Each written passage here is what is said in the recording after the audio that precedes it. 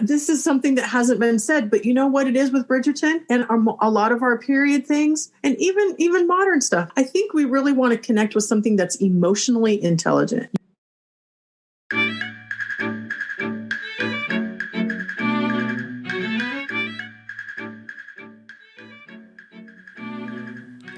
Welcome to Story Power, a bi-monthly podcast where my guests and I geek out about the stories we are passionate about in all different genres, styles, and formats.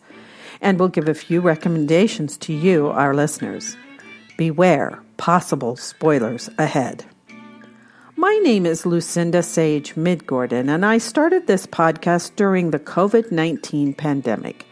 As I watched the reaction of my social media circle, I noticed that many people turned to stories for comfort and help in making sense of the craziness going on around them. And as all good stories do, the world got even crazier. But, as Neil Gaiman says, fairy tales are more than true not because they tell us that dragons exist, but because they tell us that dragons can be beaten.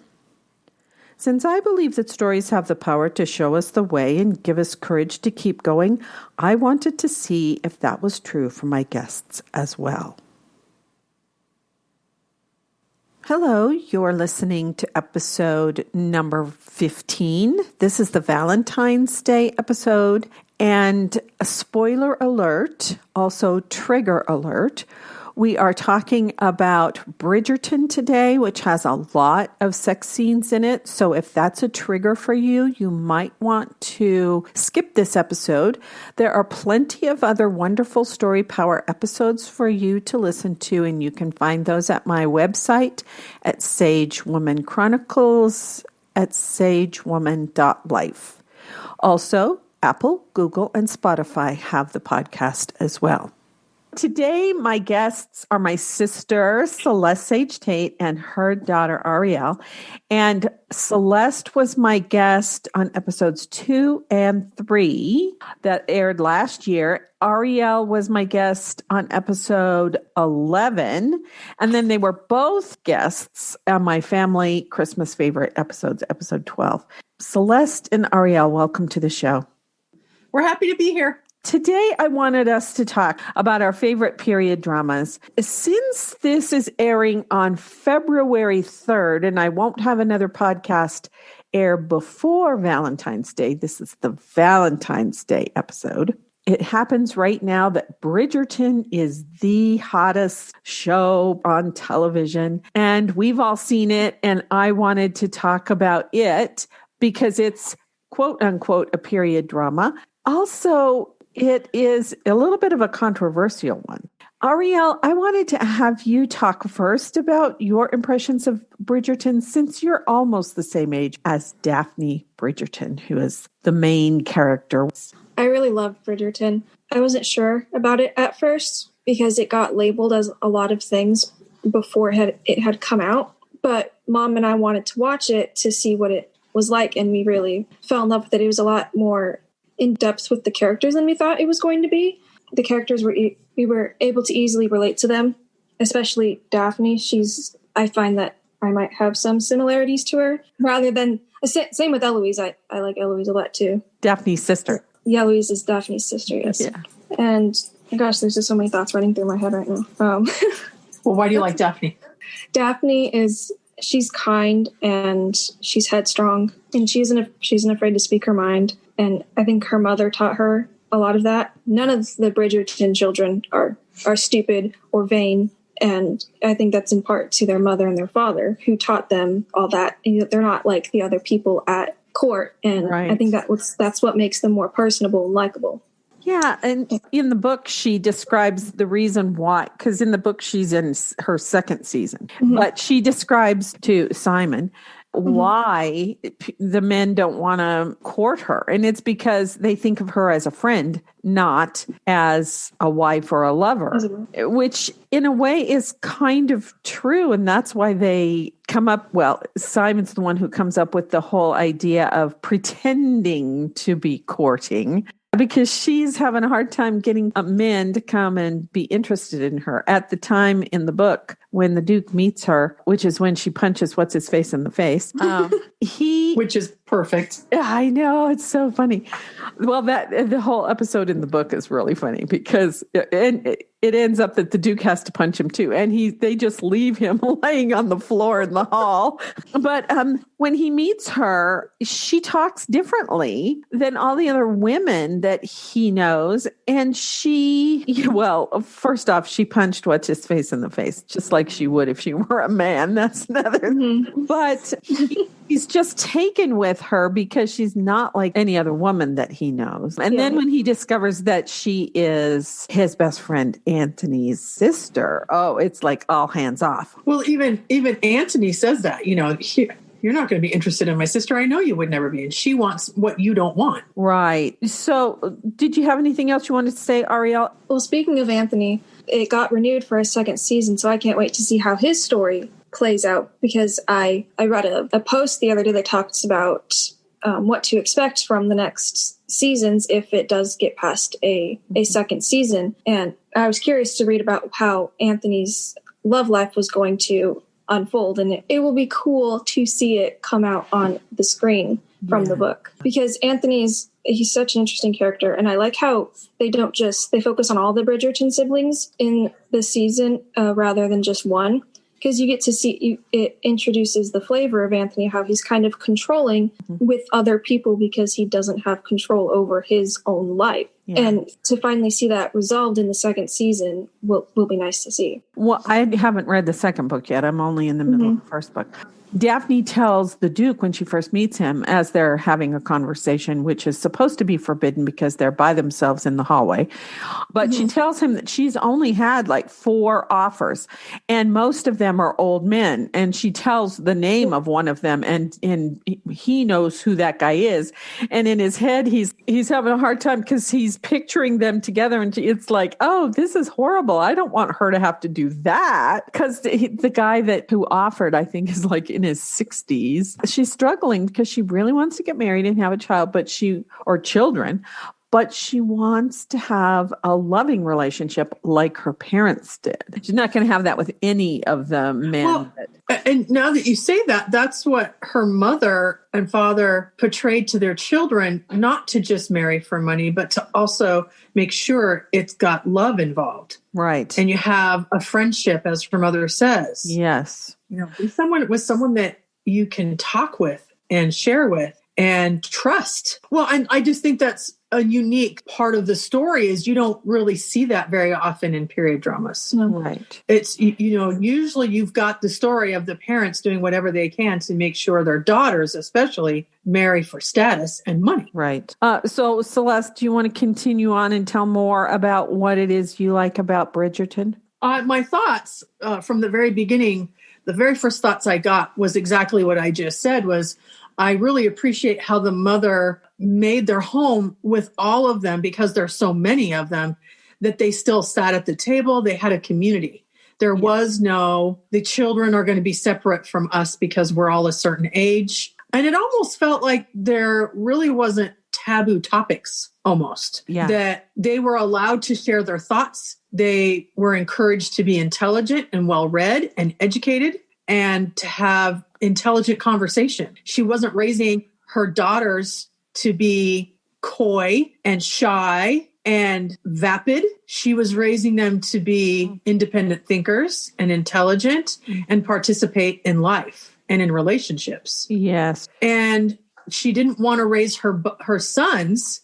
I think it was really important for her and her husband to raise her sons to not be cads and to treat women with callousness, because the few conversations that she has with Anthony are awesome. When she really calls him to the carpet on how he behaves and how he's behaving about who he's helping choose for Daphne, and the look on his face, like almost as if he can't believe that his mother sees what he's about. Right. It's like, how do you know that I'm doing that? I think he thinks that no one knows his struggle.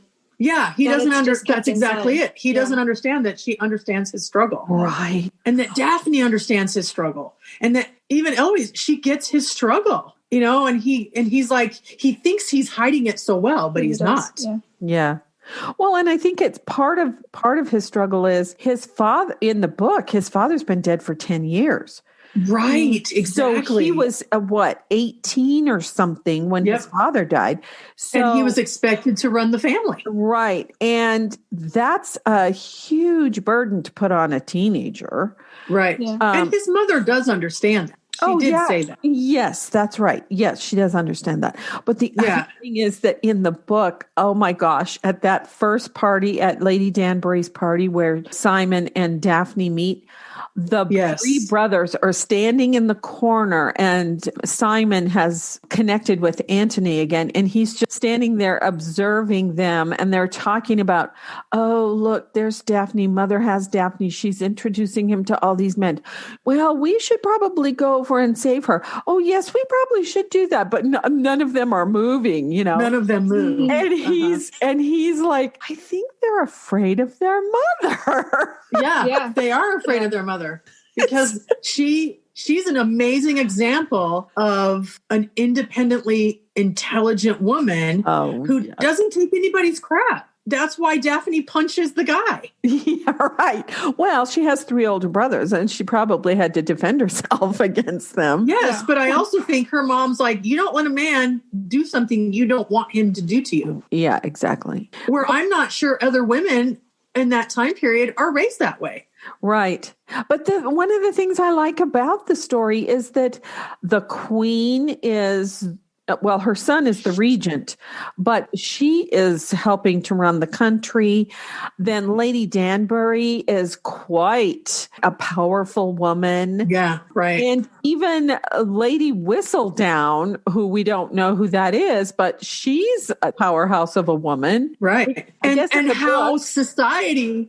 From Lady Whistledown, how society goes, oh, Lady Whistledown said this. It must be. Right. And so they kind of go in the direction that she says to go in. Right. And the thing is that in that time period, the gossip columnists never actually named the people.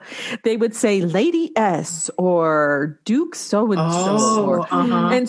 The fact that she actually names the people by name, that's what makes her publication so popular because... Incredible. Right. Yes, right. They all know she must be a part of society because she's observing these things. Yes, exactly. She's not just hearsay. Right, yeah. She's seeing it happen. I think the reason why I appreciate Daphne and Simon is because Simon has got such the opposite of what she had in her life. Oh, right. And he doesn't know that's what he wants. He thinks he's going to be satisfied with the shallow relationships that he's had and just going about his business and being as what they call the rake, Yes. He thinks with that. And what she doesn't know, he's protecting himself. He has no idea it's self-protection. Yeah, she doesn't know that in the beginning. Yeah. Well, but he doesn't know that either. He has no idea he's being standoffish because it's just easier. Yeah, well, part of the reason if you read the books, part of the reason he's being kind of standoffish is because he's attracted to her right Oh, he totally is. Oh, yeah. Physically attracted to her. And he is, once he knows that she is his best friend's sister, he can't touch her. Well, of course they do. He kisses her hand and they dance together, so on and so forth. But I mean, he cannot act on any of the feelings that she has evoked, which he's so surprised by that. He's totally surprised that every time she talks and they have conversations, he's always like, he looks at her like, I can't believe we're having this conversation. Yeah. And I can't believe you've just asked me that question without being concerned about asking me that question. I think what I like about it too, is it takes it beyond the typical rom-com.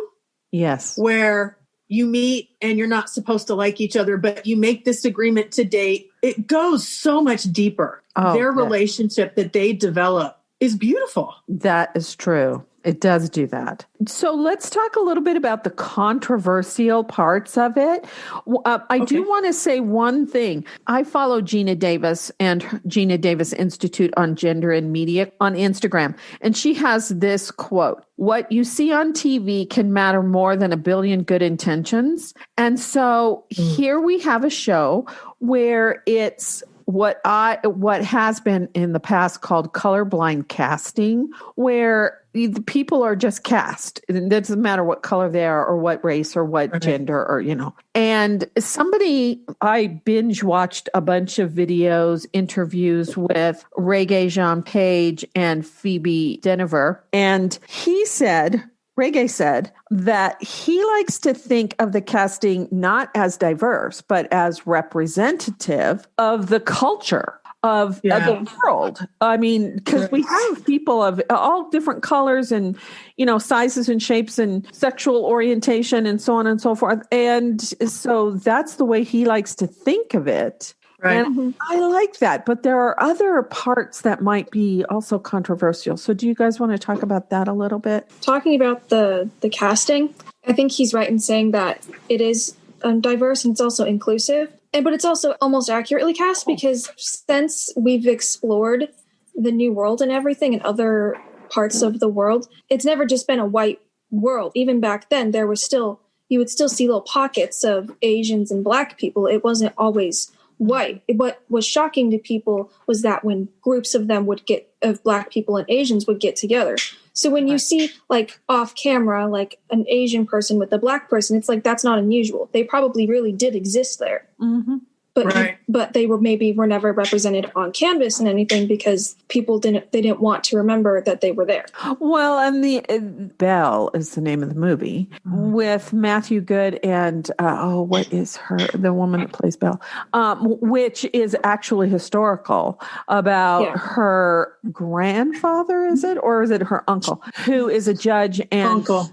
Yeah, and because of her, he votes for one of the bills that ends slavery in Great Britain. So this is an issue I think that we've had forever. And that's one of the things I felt about Bridgerton was it's like we're actually looking at the real soul of the people who are playing these characters and not their skin color, not their religion even. Or even their body size, because Penelope, people are like, oh, she's so fat. But at that first dance in the book, he dances with only Daphne and Penelope. The Duke dances with Penelope because when the Featheringtons come up and Mrs. Featherington introduces all of her daughters, he notices that Penelope is so uncomfortable because she's wearing this god-awful color of a dress, first off. Yeah. But second of all, it's like she's embarrassed about her mother. And so something clicks with him and he feels empathy for her. I think that's another good point about Simon. I think he doesn't want to be a compassionate, empathetic person. I think he thinks because his father was a monster, he must somehow have that in him. Yeah. Right. And he doesn't. And he doesn't even recognize he doesn't have that. Yeah. That's why he doesn't want to have children, because he doesn't want to have his children be cursed with the same wretchedness that his father had. Well, and I think he thinks he's not worthy. Yeah. No, he doesn't think he's worthy. His father told him that as soon as he found out he stuttered, his father treated him horribly. Oh, yeah. And said, "You're nothing to me. I no longer have a son. You're an idiot." I know. And then all those years of trying to write his father those letters, and he ignored them. His father had this, and it would be interesting because, I love to study characters, but something must have happened in his own father's past to cause that type of behavior towards his wife and his son. Because as Daphne and Simon, moved to the estate, the housekeeper says, "Oh, there was no love in this home." The only thing his wife was there for was to have children. And I can't remember if it says it in the minis or in the series, but in the book, she had several pregnancies and even brought some children to term, but they were born. And that she did tell Daphne that. She said that to Daphne. She had many births and they didn't survive. So when she had Simon and he was able to live, and she says, and we just thought because the seed was strong, so to speak. And then of course she died right after giving birth to him and she said the doctors told her not to have children. Right. To stop trying to have children. But she wanted to please her husband so badly, which is another sign of women in that time period. Yeah. It was their responsibility to please their husbands and to produce boys. Right. And if you didn't do that, some husbands treated you as if you were not good enough. Or killed you. Or killed you. Yeah. Let's just talk about Anne Boleyn. Yeah. You know, in royalty, if you weren't good enough, they would just kill you because they couldn't divorce you. Yep. You know, so I think when I think about the other period dramas, I've been thinking about it since you've talked to us wanting to talk about this. I've been saying, I think what I like about period dramas is I miss some of the kindness and politeness. We've lost so much of that. Mm-hmm. We're very harsh with each other. Mm-hmm. I mean, total strangers, you don't even know each other, and they're saying horrible things to you. I mean, I worked in customer service on my whole career, and I can tell you, people are not kind to each other. There's a jadedness, a chip on their shoulders, which I feel like, yes, in society it was expected, but I think we should kind of expect to be kind to each other. I miss some of that. I think that's why I surprise people so much because, I mean, just the physical therapist coming here for Mom this past week, and they're just like, oh my gosh, you and your mom are so nice. You're so kind and you're so nice. And there's the only reason why they say that is because they're not used to it. Yeah. I mean, there are people who they can say it with a smile, but they can cut you in the period drama. Yes. Yeah. But but you're right. If you don't know someone or you're just meeting them, there are those conventions in the period dramas where they're kind or at least treat each other with respect. Right. Yeah. The respect is huge. Yeah. Whereas, and we talk about, you can't go back, but the technology and things that we have now really, I mean, how often do people sit in a room together and just read? Yeah. How often do we have all that time together? Because so many people you got to go to work. You got a job you got to do. You got to do this. You got to do that. Well, now you don't have servants anymore. So you got to clean your house. You got to make your dinner. I mean, they had a lot of time on their hands. Yeah. And I think that's probably some of our issues is the stress of having to make $1. Oh yeah, right. There's no middle ground. You went from having all the time in the world to having no time. Right. You have a good middle ground where you can have no time and all the time. Right. Well, and the servants didn't have it easy, or the people who worked in the factories or wherever they worked. But even in like North and South, which you guys bought me for Christmas and I just watched and I read the book, the people who are working in the mills eventually, Richard Armitage's character, John Thornton, he realizes, oh, you know what? If I listen to my workers, I probably will get better work out of them. And he starts to feed them lunch. And I mean, he says it even, people who are hungry don't work as well as people who have food in their belly. Yeah, that's right. So, and I think it makes a difference for him too, when he goes to talk to, I can't remember the character's name all of a sudden. When he goes to talk to him to hire him back, he realizes, oh my gosh, this is how they're living. Yeah. Ugh.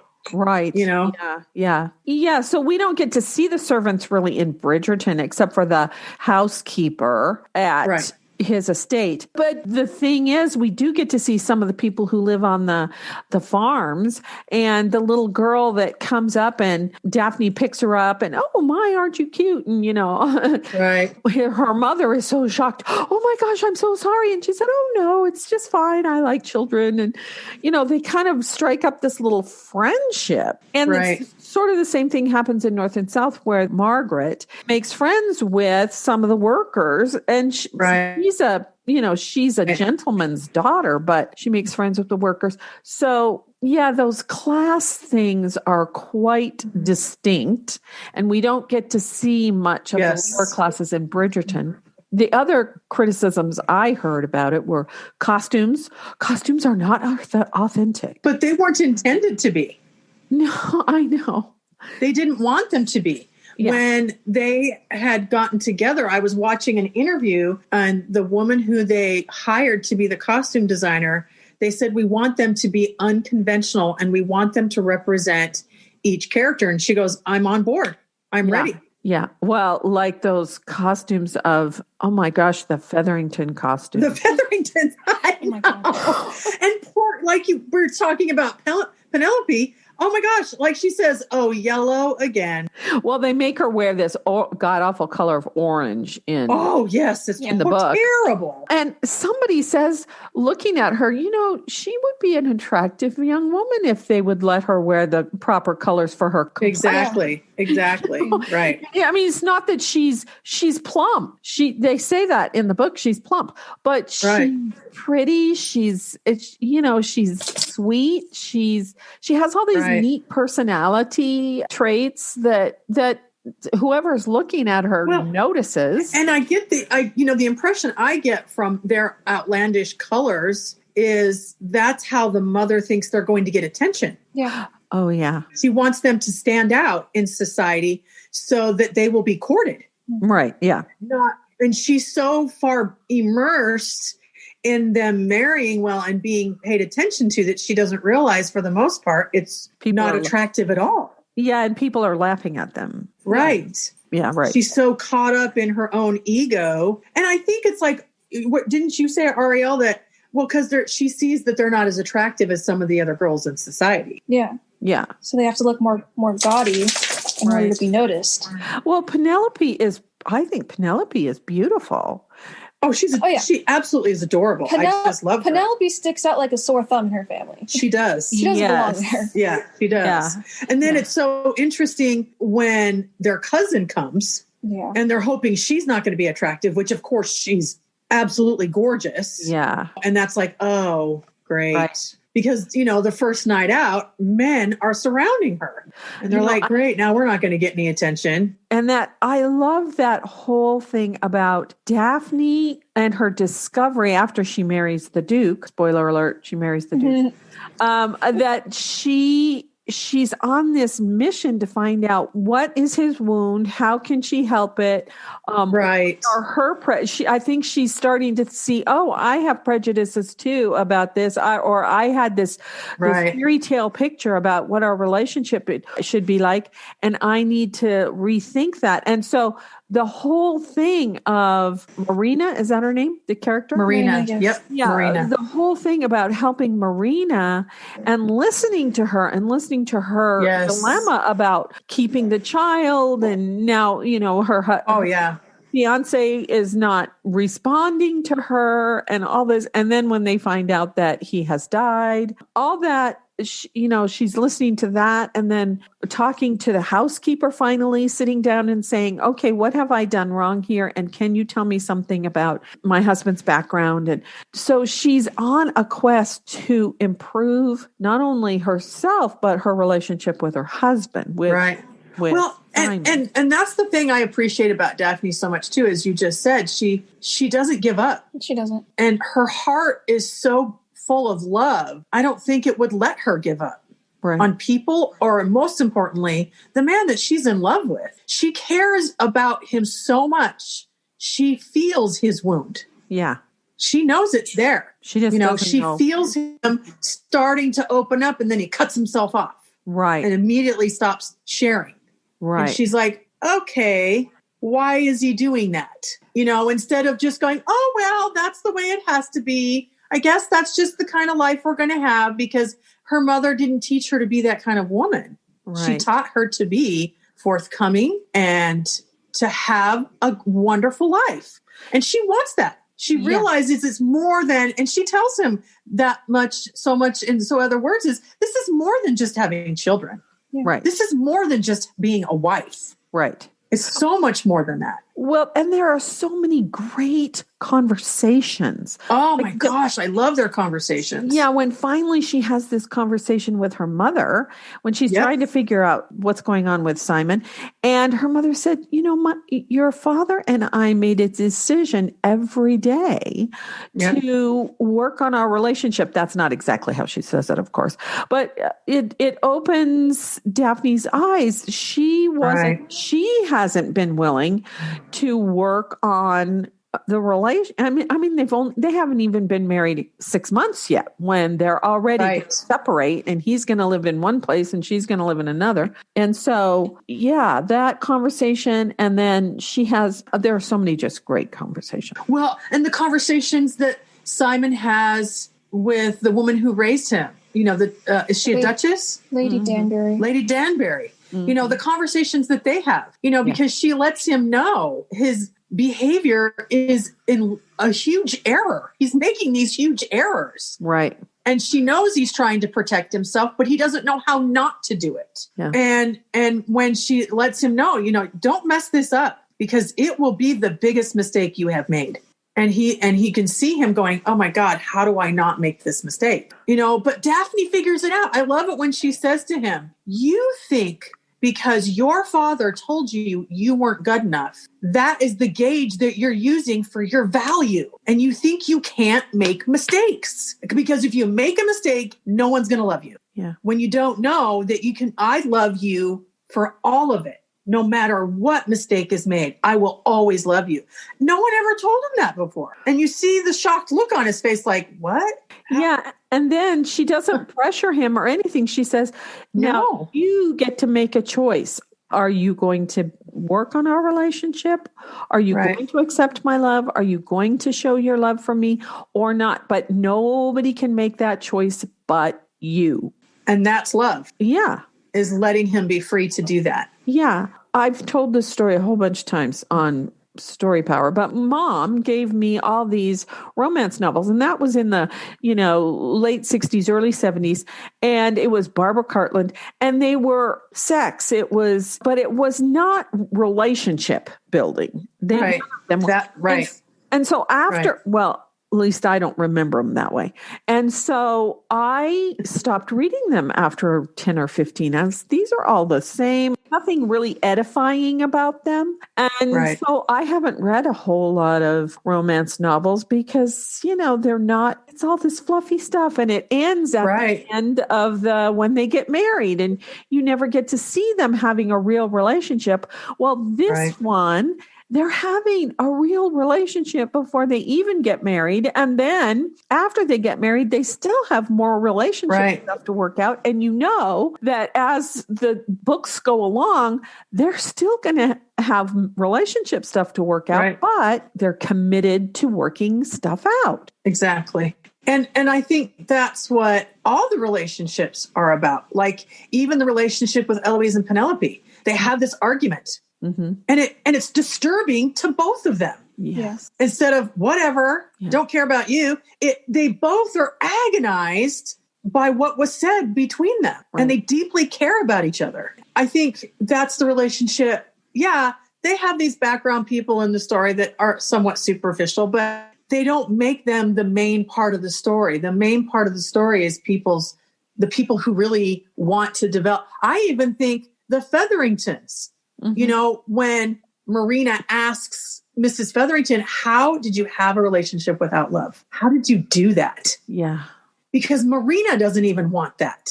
Right. And she didn't think she was going to have to. Yeah, she already found the love of her life, but he died. Right. Yeah. Exactly. Yes. So. And the way Mrs. Featherington answers is so raw and so real because she knows she didn't marry for love. Well, and the other thing that I thought was so interesting was the queen. We get to see how tortured she is. Yeah. That the king is mentally ill. Oh, she's wonderful. The actress that plays her is so wonderful. Her subtleties. Mm-hmm. Yeah. And how in public she's very grand and but in her private life, you see her wounds. Yeah. It's when people say, oh my God, all the sex, I'm like, well, then you missed the biggest part of the story. Yeah. Yeah. Well, because it's not about the sex, it's about their relationships. Yeah. And Anthony and the woman that he loves, it's not about their sex. no. I mean, you've totally missed the complete heart of the stories. Yeah.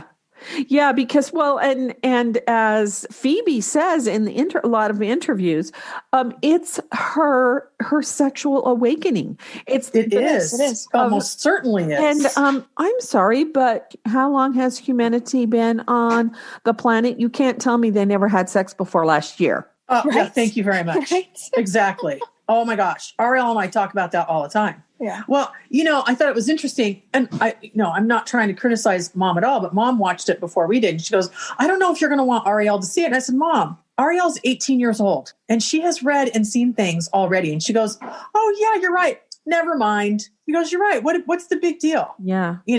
Well, and I love that even our 88-year-old mother understood that story. Yeah. And I love that they had an intimacy team to work with all the people who had to have all those sex scenes. Because I love it too. That's Dave important. Dahl, my friend Dave Dahl, who's a professional actor, was talking about some play that he was in, and or maybe it was a movie. The very first scene that they were going to film was the sex scene. And it's like, these people haven't even met each other. Oh my gosh. Yeah. This is another period drama that doesn't get talked about very much, but it's one of my favorite stories. The Reader with Kate Winslet. Oh, I've never seen that. Oh, you've got to see it. It's so good. And they had an intimacy team as well, because she and the young man that are in it, he's underage. For nowadays, she would be in trouble for having a relationship with him. Yeah. Mm-hmm. Because he ends up just becoming she can't read or write. Oh. And so he becomes her reading her stories. Mm-hmm. Well, they end up having a relationship together. And it's, of course, various other layers in the story because it's wrapped around her involvement of things during World War II. But she says it was the first time she'd ever worked on a film where they had that. And she loved it. She's like, everybody should have an intimacy team. Yeah, I don't see why they wouldn't. She's like, this is exactly what needs to happen on every film. Right. How do things get done if there aren't people? And it's like your friend Dave said, how do you do that? How do you expect them just to be thrown into that and to make it feel authentic, and that you learn how to be with each other as total strangers? Well, and also to be safe. Well, see, one of the things, even in acting class, when we were having face-to-face acting classes, was Dave was very, and I am too, very, very cautious about, is it okay if I touch your face? Is it okay if I touch you on the arm? Right. So we were very cautious about that kind of thing. When I directed Measure for Measure, I only worked with the two people that were in this scene there, because there's a scene where Antonio is making sexual advances to Isabella, who's about to become a nun, and he is coercing her. He's telling her, if you have sex with me, I'll save your brother, because he has condemned her brother to death because he had sex with technically she was his wife, although they had not done the church ceremony. They did the civil ceremony, but they hadn't done the church. So she already was his wife, but she got pregnant. Okay. So he's condemned her brother to death, but he's going to do exactly the same thing that her brother did because he's lusting after Isabella. Well, during that scene, it's a scary, scary scene. So I only worked with just the two of them on several rehearsals before anybody else in the cast saw the scene. And when Dave was directing 12th Night, there was something similar where it's a girl-on-girl scene, although Olivia doesn't know that. No, she's a girl. Yeah. She's a girl, that the person she's attracted to is a girl. And so, but we did that. And Dave said, I want you to come to those rehearsals and be with me to make sure that they're safe, because, he's a man, he's directing, and he wanted to make sure they felt free to say, I can't do this, and there was quite a bit of discussion about it, because, Olivia is being quite overt in her advances toward Viola, although Viola's got a different name. Cesario is the boy name. And so, there was one point where the woman playing Olivia said, I can't do that. It's too much. It's too overt. And I think if I hadn't been there, she might not have been able to say that to Dave. Right. And I think we're really bringing up a good point, because to be honest with you, most of the things I hear people complain about Bridgerton is the sex. Yeah. So I think then they don't want to be watching Outlander. No, that's what I said. Well, then don't watch Outlander or don't read the book. Because criminally, it's just, you think it's all the time in Bridgerton? Yeah. It's even more in Outlander. Yeah. And I think it's interesting how many people, that scene with Daphne and Simon after she finds out what he's doing to not make sure she doesn't get pregnant. And so she makes him, she gets on top of him. Right. And people are like, oh my gosh, that's rape. So I really appreciate this woman who does this long explanation of consent. Yeah. They were having consensual sex. Yeah. And this is why it's consensual, this and this and this and this.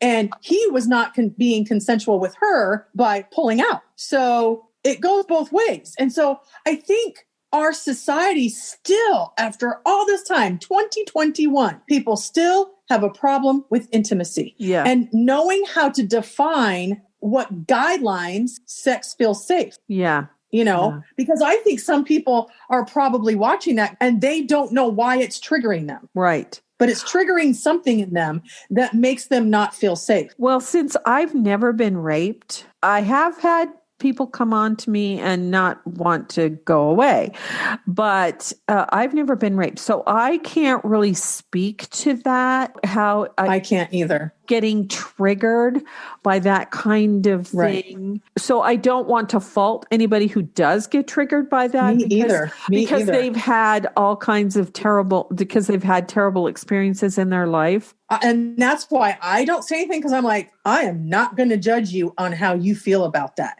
Right. Because you're allowed to feel that way. Right. You are absolutely 100% allowed to feel like it was too much for you. That's your comfort zone. So don't keep going there. Right. Well, and maybe they just thought it was going to be one of those really nice Jane Austen-y kind of. Yeah, right. Jane Austen doesn't have. In reality, if you read between the lines of the relationships in Jane Austen, there's sex all over the place. Mm-hmm. But it happens off, quote unquote, off screen. Right. Yeah. Right, exactly. And really, in reality, it's just with Anthony and at the artist's place, which is all consensual. Yes. Right. And with Daphne and Simon after they're married. Right. Well, and I understand why Daphne's so ticked off, because I do. Because he made it sound like he can't have children. Physically, yeah. Yeah. Right. And she even says that can't and won't are two different things. And you didn't make that clear to me. Right. Yeah. Exactly. And then he realizes his mistake. He realizes. Yeah. Yeah. It was a great learning moment. Yeah. So then, of course, his next step was to continue to protect himself. Right. Was, okay, then we're just not ever going to do anything ever again. And then that doesn't work. And of course, that doesn't work because he's so in love with her. Right. And I also think their relationship, their sexual relationship is so connected, it surprises him. Mm-hmm. And so he knows if he were to allow that to happen again, the intimacy is frightening to him. Mm-hmm. And I think that's something that I appreciate with the woman who wrote the books, how they put it on the screen. And I feel like it was done in a very open, but yet sensitive way. Yes.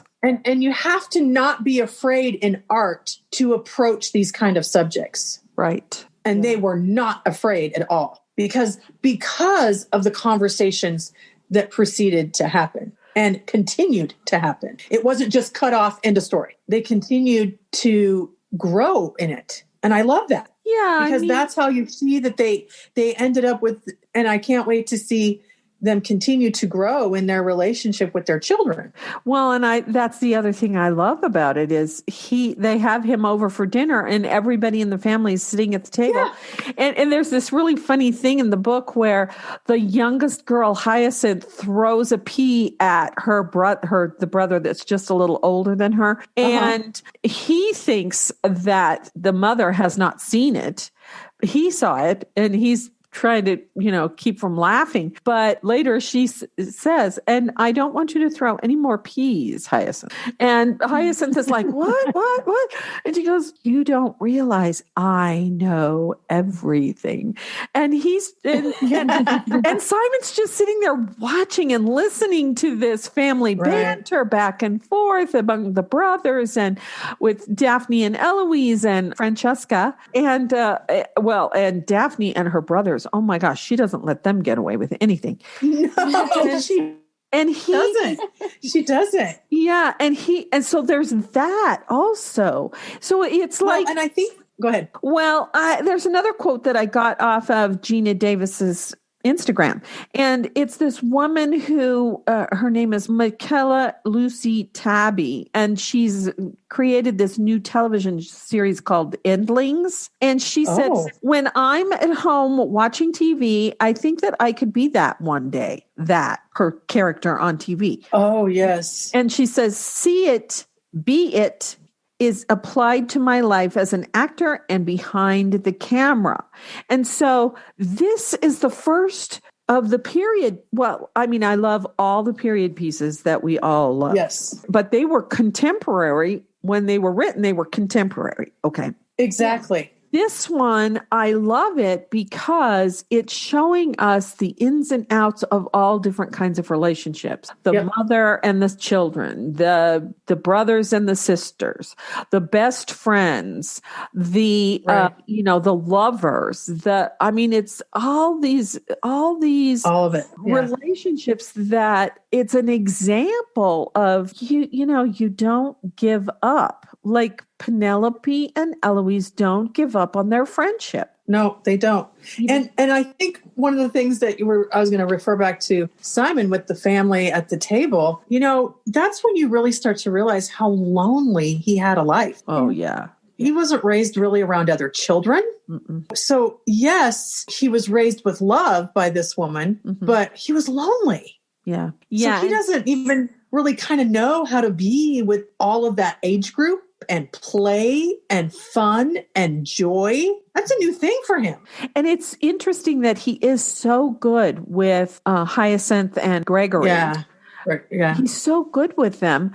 And Daphne sees that and she's like, oh my gosh, I think you're a hit with my younger sibling. Yeah. And in the book, he, for the first 7 years of his life, he is raised by his nanny. Right. Mm. Yeah. The lady, she doesn't come to him until he's much 7 or 8 years old. Yes. So talk about lonely. Oh my goodness. Yeah. The servants. Because they show it he's got a desk in the middle of a room. I know. Yeah. How horrifying. I think the servants tried to do the best they could, but they had this feeling, okay, he's the Duke's son, so we're the servants, so we can't cross this line. So too. Right. But yet you have this strong female character come along going, I don't care what he says, I'm taking you and I'm going to help you. Yes. I'm going to show you who you can be. Right. Yeah. Exactly. Once again, it's those, and that's really the crux of even Jane Austen or Jane Eyre or all of our period, the ones that mean something to Arielle and I know you, are these amazingly powerful women. And that these men that fall in love with them is because there are these powerful women. Yeah. And they're surprised that they fall in love with that and not this genteel, coy, they don't want that. They want these women that they feel are their equals in some way. Well, and that's what I love about Downton Abbey, even though that's not based on, it's an original series. But, that whole scene where Edith is saying, oh, yes, well, whenever my parents would go to a house party, they would be the only ones that would not have to go change their bedrooms at certain times in the morning because they slept together in the same room and they never had affairs or anything like that. that. And whoever she's talking to just kind of is amazed by that. Yeah. And I think a lot of people, I think that's even that way with Daphne's parents. You get that impression that's the relationship that they had. You know, that you get the strong impression the way the mother is even talking to Anthony. You know, your father had no reason to go anyplace else. Right. Well, and I love that short little thing where she's waking up in the morning and she's still, after all these years, she reaches over to his pillow. Right. Right. It's like she misses him every day. Yeah. And I feel like it was, you know, there are some things that we've watched, like we just watched the newest Emma 2020. Mm-hmm. Don't bother. It's empty. Mm-hmm. I don't know why they chose to tell it in the way that they did, but I don't feel like it was well cast for some parts, and some parts weren't as strong as they had been in other versions of Emma. It just felt kind of, I don't know, when it was over, I didn't have one of those feelings of, wow, I'd really like to watch that again. It was like, nope, never need to see that again. Yeah. What, Arielle? Whereas, go ahead, Arielle. No, I was agreeing that she called it empty because there was like no substance, no fire. It was, empty. Yeah. And because that's something that the three of us talk about all the time individually, is you want to feel fire with those lead characters, those sparks that you just go, whoa, there are the fireworks. Mm-hmm. Neither one of them had that. There was no energy whatsoever. Yeah. And in the Kate Beckinsale one, which is the one I saw first, and then the Gwyneth Paltrow one, there's obvious chemistry between her, Emma, and Mr. Knightley. Yes. And the Mr. Knightleys are fantastic. Right. Now, I do want to see the new Rebecca, but see there's another one that you wanted me to watch. I read the book first. I usually like to do it the other way around. So North and South was that one, and the Guernsey Literary and Potato Peel Pie Society. Oh my God, I love that movie.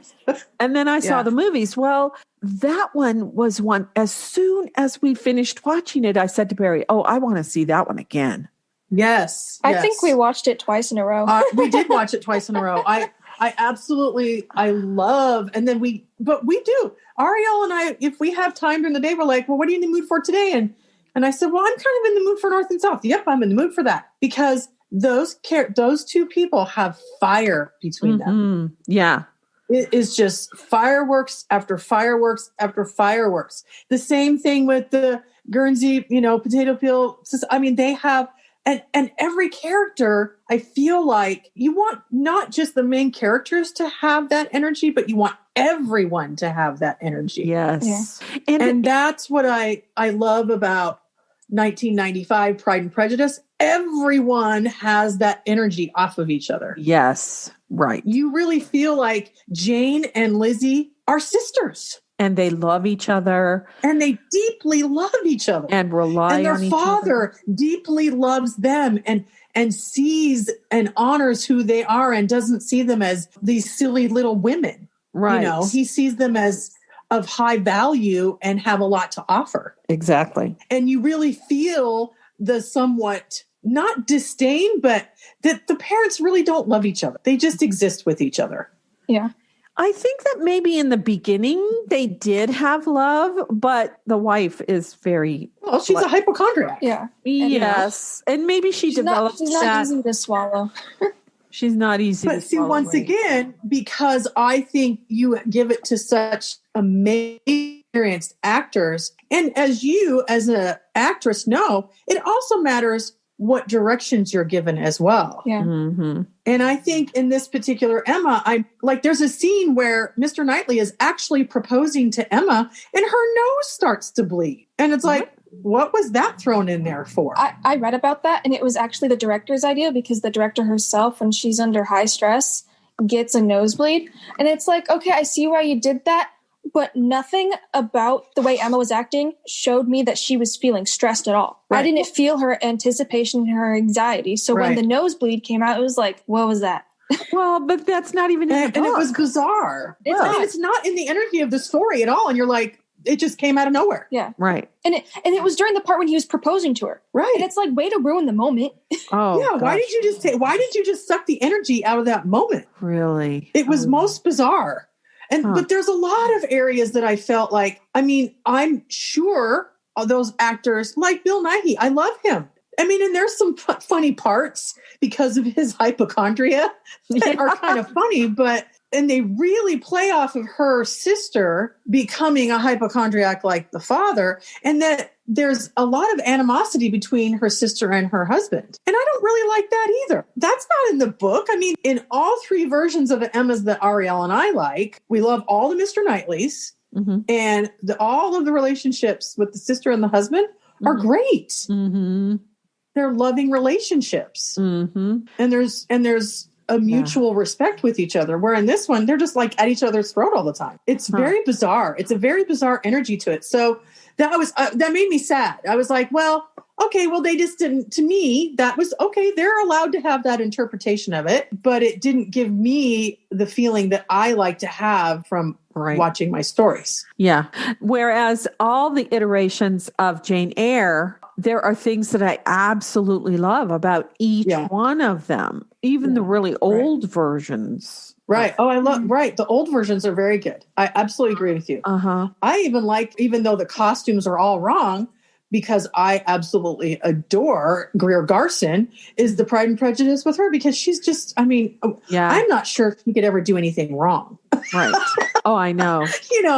Well, and Laurence Olivier is really great too. Oh my gosh. He is great. Yeah. And he plays that standoffish, but when she's not looking, he looks at her with total love. Yeah, his face just melts. Of course, Colin Firth will always be Mr. Darcy to me. I think everyone is allowed to have their own opinion, but everything he does exudes the energy of when you read the book. Yeah. To me. Yes. And then some. And then, of course, it helps that he is beyond attractive. I don't care if he was blowing his nose, he'd be attractive to me. So I don't. Oh my goodness. I just don't care. And Arielle knows that's how I feel about him. I mean, it's pretty much if he's on the TV, everybody knows you're not supposed to be talking. Right. Yeah. And that's what I think is so great about the energy of Bridgerton. All these period dramas that Arielle and I appreciate and you appreciate, I think that the cast has to have a great energy. And obviously in Bridgerton, the cast had a great energy with each other. Yeah. Well, and it also seemed like they really respected each other. I think they do. Yeah. I really think they do. As real people, because Phoebe said she went into the reading and she hadn't met Regé yet. And the minute she saw him, she was like, oh yeah, because she had read the books. Oh yeah, he's the Duke.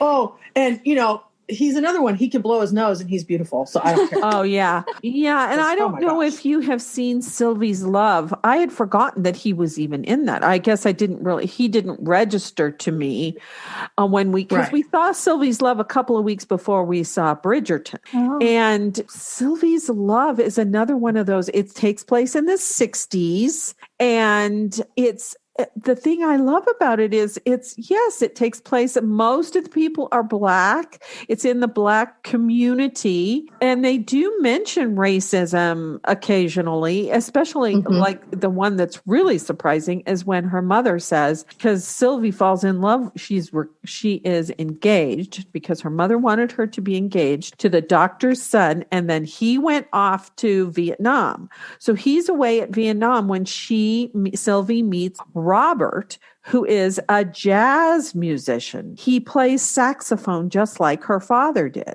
But her mother says, he is not your class. It's like, he's a man. He's right, exactly. He's he's a musician like Dad. He's not my class. He's like, right. But the thing that I love about that whole thing, it's like Raisin in the Sun. It's a family going through. It's these people going through relationship issues, and it's not really an issue of black, white, brown, yellow, green. It's people. Right. That's how you feel about the movie. At least that's how I felt about the movie at the end. It's these people trying to figure out their issues, and their relationships, and because they go on Robert and she go on a rocky ride, and she wants to be a producer, a TV producer. Well, she finally gets to be that. she wants to create her own shows as well. And she's on her way to that. And he wants to be a jazz musician. Well, they both kind of have rocky roads in their careers and in their relationships. But it's like a Raisin in the Sun, where it's just these people trying to live their lives. And Raisin in the Sun was a contemporary, actually, when it was written. Right. But it was the first Broadway play with a almost completely Black cast that was written by a woman that people flocked to go see that play on Broadway. And it's because it's about issues that we all deal with. We all have. I got to be honest with you. I guess because we're fortunate that we were raised by the parents that we were. I don't really think of it when I see people that, oh my God, he's Black, or oh my gosh, she's white. I go, it's relationships. I mean, I just think it's really interesting because I've never thought about it needing to be cast a certain way. Yeah. It's never anything I've ever even thought about. But, I think the times that we're going through right now, it's heightened again. It's talked about again because we're realizing this systemic racism has been in our society for 200 years. Oh, yeah. Or more. And we've not really paid attention to it. Since the 1600s. Yeah. Right. Yeah. People are like, oh, well, the Civil War is over with. The South lost. Oh, must be over with. Oh, well, we had a Black president. Oh, it must be over with. Oh, the civil rights movement's over, so it must be over with. Yeah, right.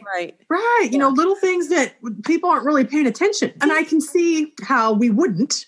Well, and I think that we do need those, like Selma, like Malcolm X, like all these movies that are pointing out the racism. We need those kinds of movies where because it's waking people up who think, that they know everything, but there's so much that we're not aware of. We need those, but then we need this other kind, like Bridgerton, where people are just being people, and nobody mentions, oh, you're Black, you're white, nobody's really. They do mention it at one little point, right? Yeah, and that's it. That the king marrying the queen was the great equalizer, right? And that's it. They don't mention it again, and no one made a big deal of it after that. Yeah, right. And so I love it because maybe one day we can have this society where people are just looking at people. People are just people. Yes.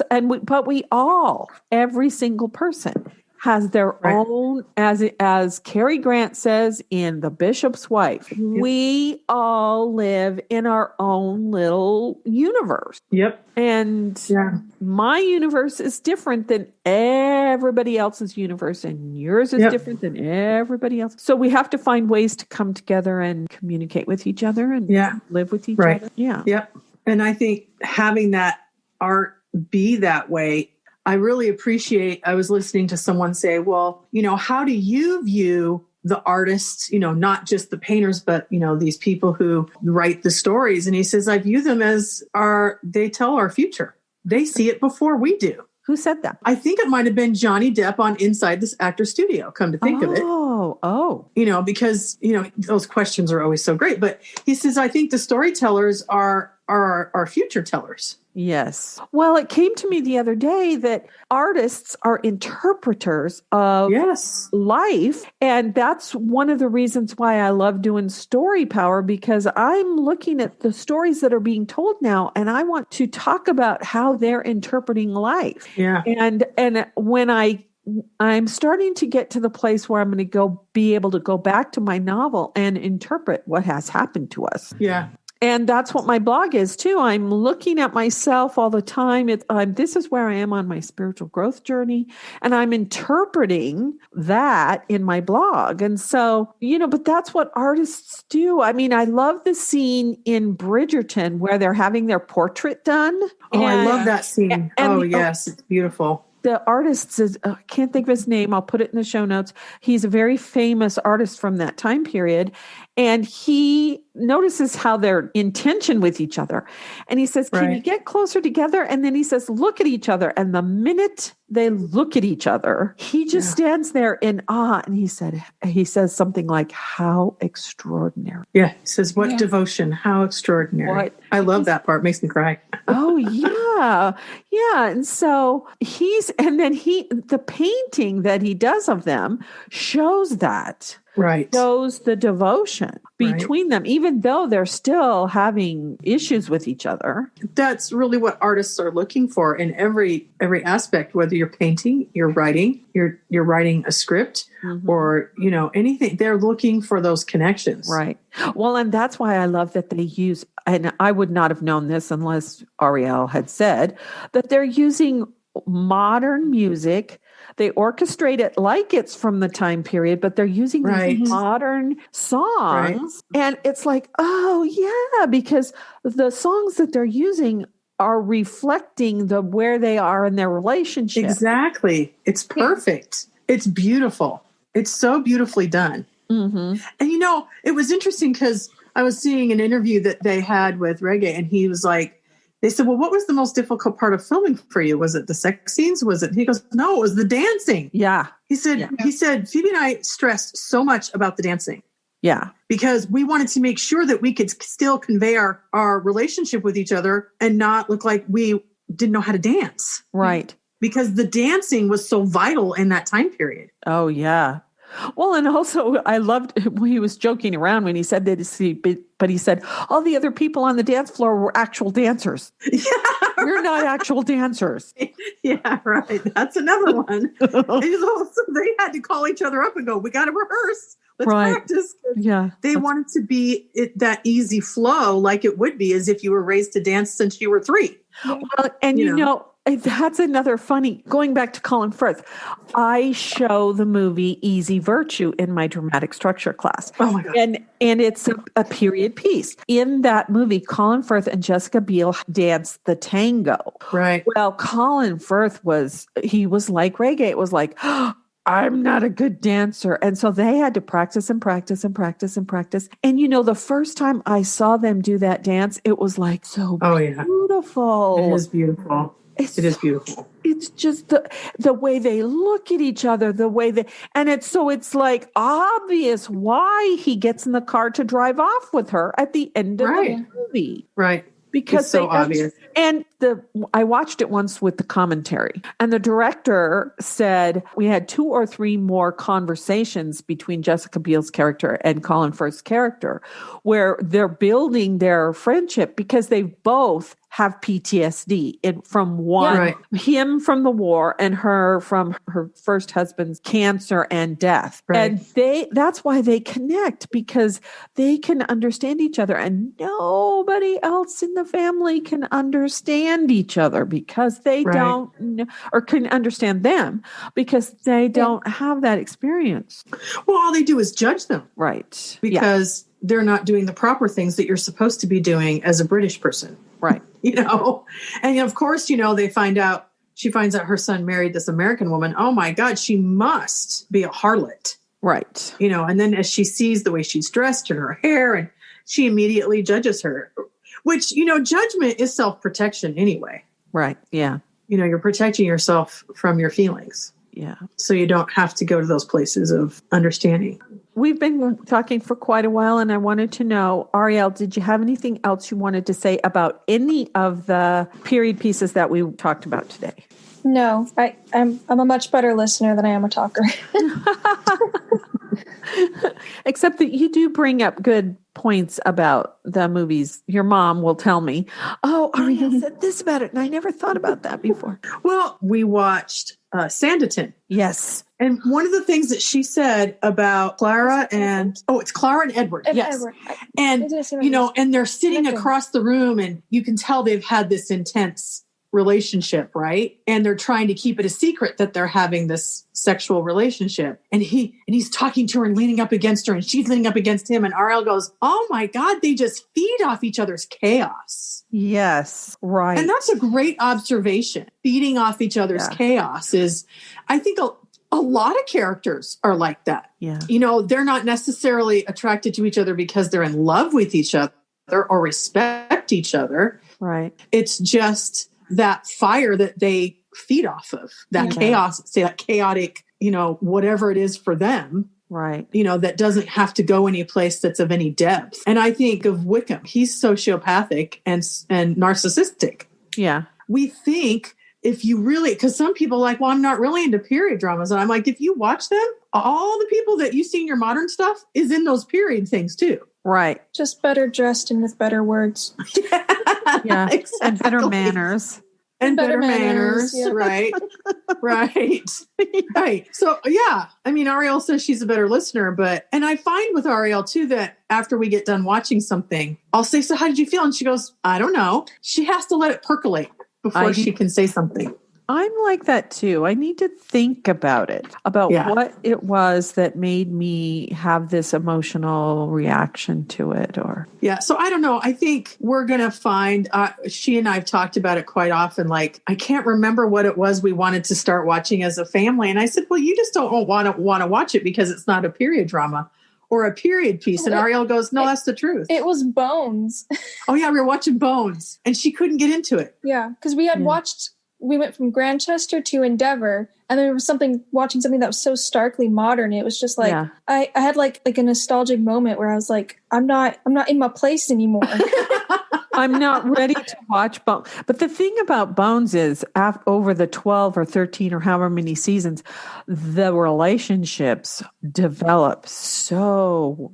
All the relationships are so. The layers that you peel away as you go through all the relationships are amazing. And they're slow. It's slow percolating the way they develop. But I love it. But really, isn't that life? Yeah, it is.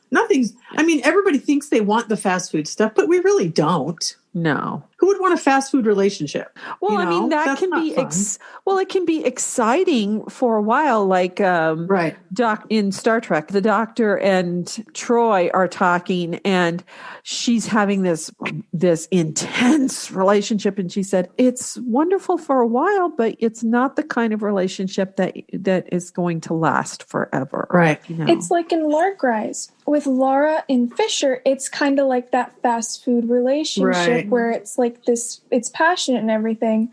Which means Daniel, it's something that's clearly going to last a long time because they share similar hobbies and everything. They both respect each other's craft. Mm-hmm. Whereas with like Fisher, he was exciting, but there was no sustaining anchor to that relationship. Yeah, she felt anchored and grounded with Daniel. Yeah, that's what she almost said those words. Yeah, I have fire with you, but I have an anchor with Daniel. Yeah, right. Which is what I really desire. Yeah. So, and that's obvious with Simon and Daphne that they are attracted to each other right off the bat, but the restraint that they both have allows them to develop this friendship over time. And I love what he tells the Queen when she has stopped their emergency marriage license, and he says, I just loved being in her company because we had a connection. We were friends. Yeah. Mm-hmm. And that's what really caught the Queen's ear was the friendship. And, so many times I've heard this term before. Oh, a love story is a story where the couple do not end up at the end, like in Casablanca or in Wuthering Heights. Oh, sure. Right. And I said, no. I've also heard the whole theme of you can love someone but not like them.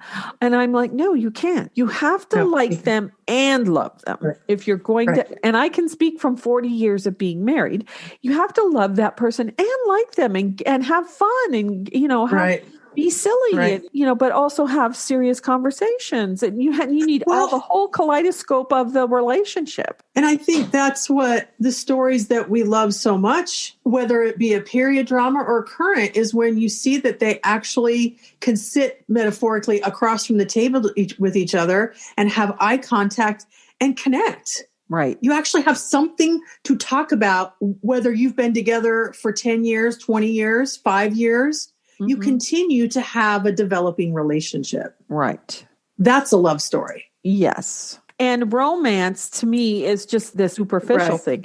But I think maybe romance novels or the genre has evolved in the time that I was like, I don't want to read any more romance novels. Except I did read Laverne Spencer. I went through a Laverne Spencer jag, but she's one of those other people that they have real relationship issues that they have to deal with and work out. So I think the romance genre has advanced, and maybe I should go check it out again. I think it has advanced. I think you're right, because I think some people I've heard make comments about Bridgerton it was always categorized as just that. And these women who they were like, well, I'm not interested in those books. But yet when they saw the show, they were like, oh my gosh, this is so much more than I thought it was going to be. Yeah. For heaven's sakes, this is way more than that. Yeah. I know that I do that. Like when I go to Barnes & Noble, I don't go into the romance section because I know that some of them can be raunchy and stupid. So I know if something's like truly going to have substance to it, I have to go to the fiction section, because a lot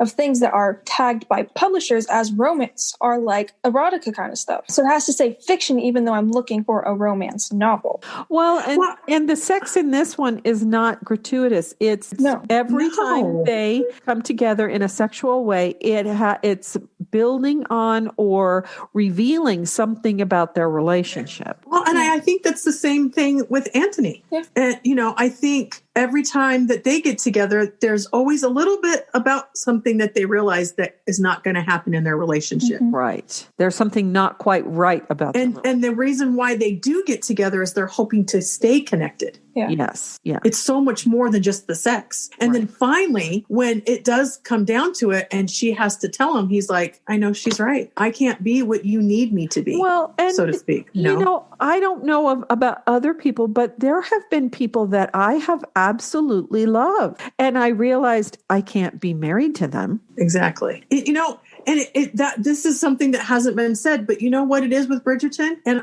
a lot of our period things, and even modern stuff. I think we really want to connect with something that's emotionally intelligent. Yes, exactly. We don't want vapidness. We don't want shallow. We want emotional intelligence, spiritual intelligence. Right. Where your souls connect. And it doesn't have to connect in a marriage relationship, just the souls connect, period. Like we said, the friendships. The sisters, the siblings, the best friends of the men. Yeah. Because that's why Anthony and Simon have that fight, because they do have a friendship connection, but as they are both recognizing the angst that each other is having, that's why they fight, because they're trying to slough it off and get rid of it. They're angry. In the end, to what I felt about Bridgerton and what I felt about Sylvie's love and several things that we have watched recently, the Guernsey Literary ... Society. Right. It's a story about love in lots of different ways. And then it's also romantic love. Yes. And it's a story of loss. Yeah. And how you deal with that loss. Yes. Yeah. So all of the stories have that. And it's the love helps them heal.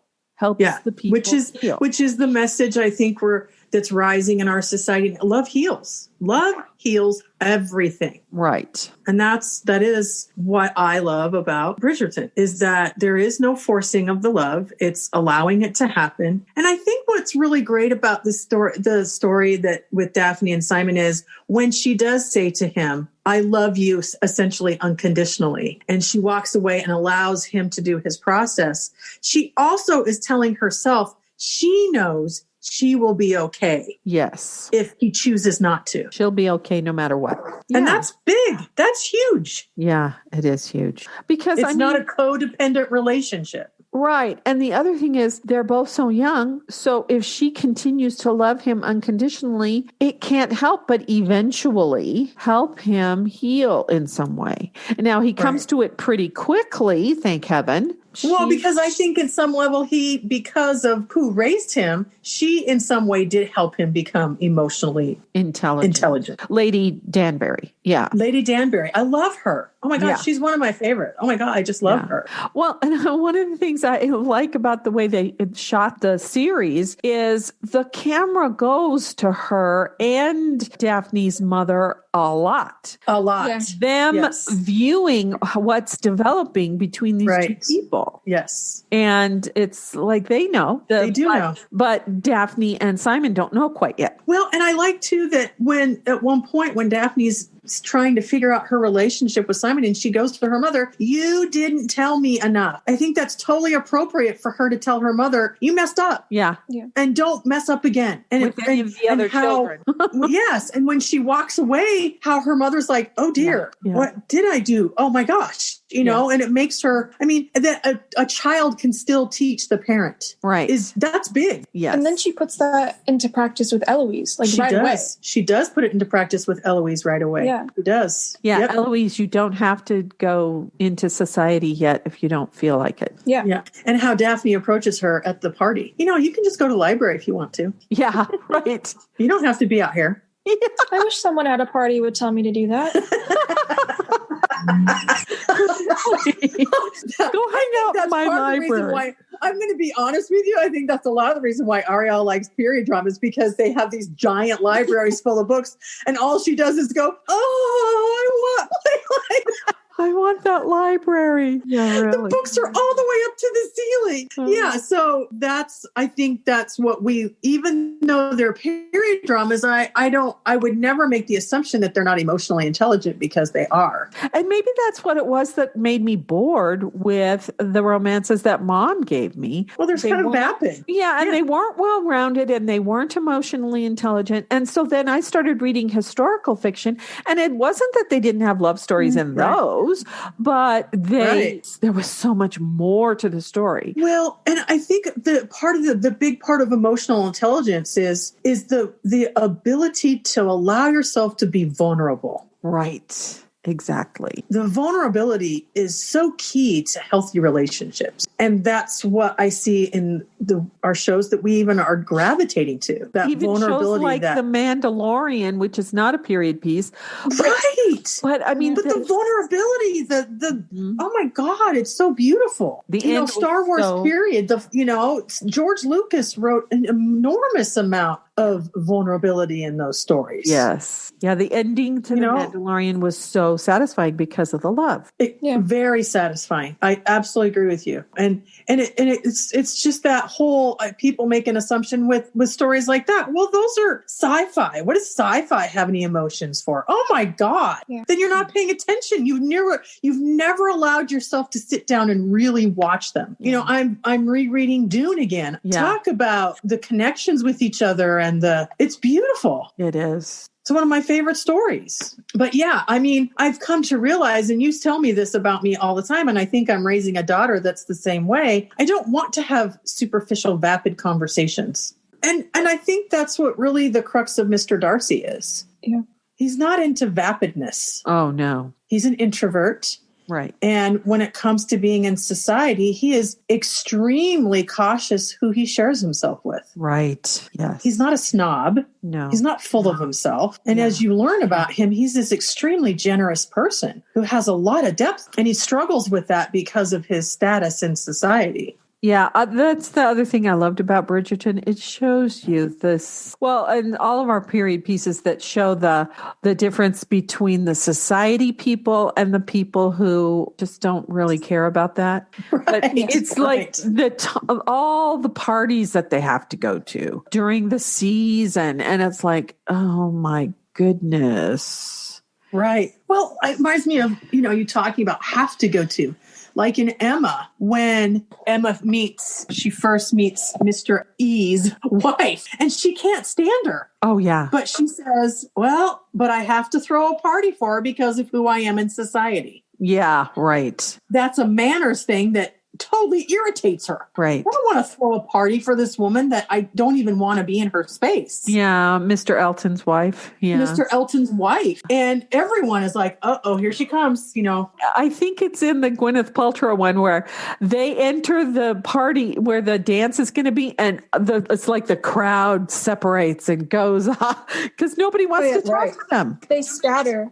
Yeah. That's a great scene. And the thing that I like too about that is that Jane Fairfax's relatives, her aunt or cousin, she talks and talks and talks and talks and talks, but people listen to her, even though she talks so much. They listen to her, they respect her, and it's because I think they realize they lost money. Oh yeah, and how hard that must be on her and her mother. Yeah, and the way Knightley treats them so well and sends them food periodically. And even though she talks a lot, she's not obnoxious like Mr. Elton's wife. I can't think of her name. She's obnoxious. Yeah. She is trying to manipulate and Jane, I have a job for you. It's like Jane didn't ask for her help, but she's helping her.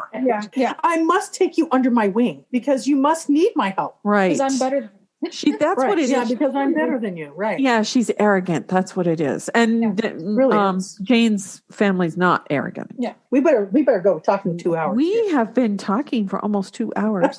But thank you so much for talking to me, because I think I just love what we've talked about. Thanks for being on the show again. Oh gosh, anytime. It was fun. Thanks, Arielle. You're welcome.